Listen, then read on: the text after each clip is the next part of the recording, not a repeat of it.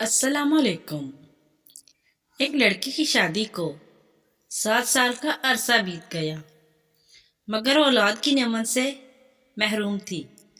اس کی خاندان اور دوستوں میں جتنی بھی اس کی ہم عمر لڑکیاں تھیں ان میں سے کوئی 2 اور کوئی 4 بچوں کی ماں بن چکی تھی۔ حتیٰ کہ اس کے سسرال میں اس کی نند دیور جن کی شادیاں اس کے بعد ہوئیں تھیں وہ بھی اب صاحب اولاد ہو چکے تھے، جہاں ہر وقت اسے لوگوں کی اور سسرال والوں کی جتنی نظروں سے جتنے سوالوں کا سامنا کرنا پڑتا تھا، وہیں وہ خود بھی ہر پل اپنی سونی گود کی وجہ سے دکھی اور پریشان رہتی تھی۔ اس کی رپورٹس میں بھی ڈاکٹروں نے تقریباً ناامیدی ظاہر کی تھی، جس پر ہر وقت وہ دکھی رہنے لگی، مگر دل میں ایک امید بھی رہتی کہ اللہ سے بڑا کوئی ڈاکٹر نہیں، وہ چاہے تو کبھی بھی ناممکن نہیں کبھی۔ بہت زیادہ دل اداس ہوتا تو چھپ کر اپنے کمرے میں ہی جی بھر کے رو لیتی۔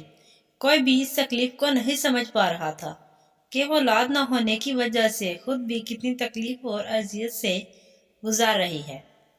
سسرال والے تو باتیں کرتے ہی تھے، مگر سسرالی رشتہ دار اور ہمسائیوں کی باتیں جلتی پہ تیل کا کام کرتی تھیں، اور اس کی ساس تو وہ باتیں کرتی کہ دل چاہتا کہ وہ مر جائے یا ان لوگوں سے کہیں دور چلی جائے، یا وہ ہر نماز میں رو رو کر بس اللہ سے ایک ہی فریاد کرنے لگی کہ وہ اسے اولاد کی نعمت سے نواز دے۔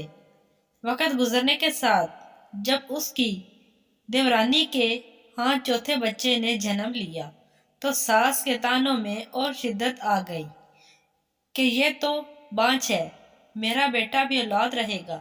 پھر وہ وقت آ گیا کہ گھر میں اس کے شوہر کی دوسری شادی کی باتیں ہونے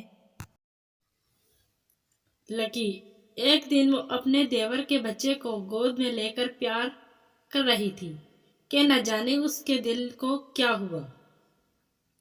وہ بچے کو وہیں لٹا کر اپنے کمرے میں آئی اور ایسا روئی کہ سب گھر والے جمع ہو گئے۔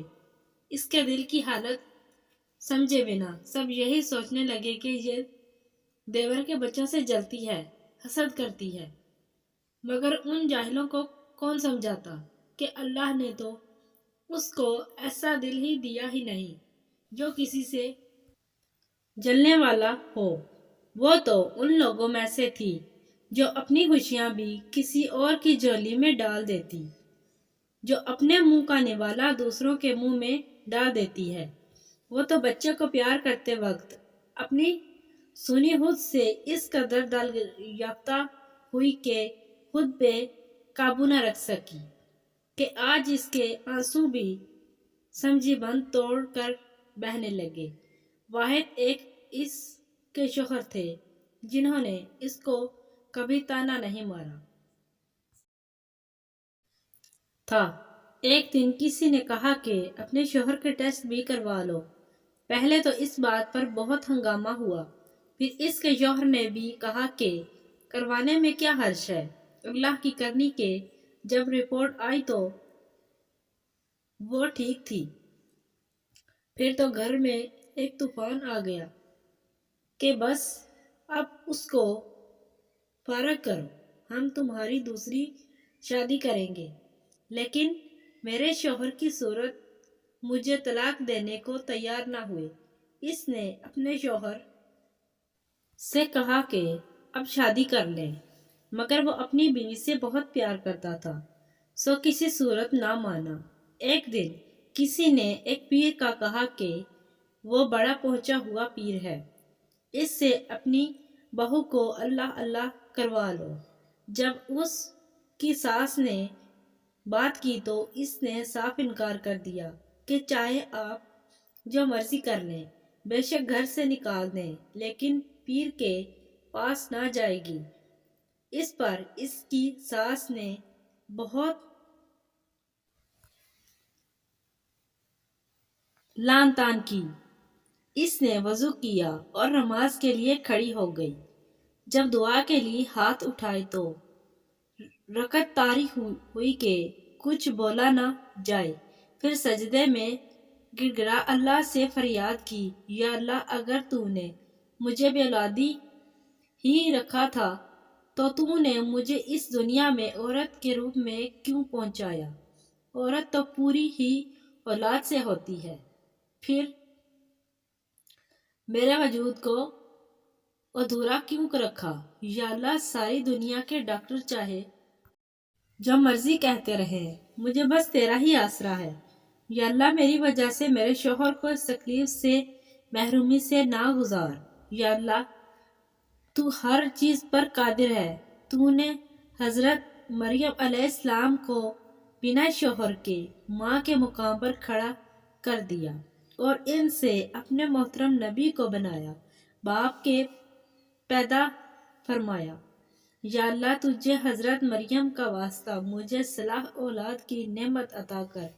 یا اللہ، اولاد کے بنا میں ایک ادھوری عورت ہوں۔ یا اللہ، مجھے پورا کر دے۔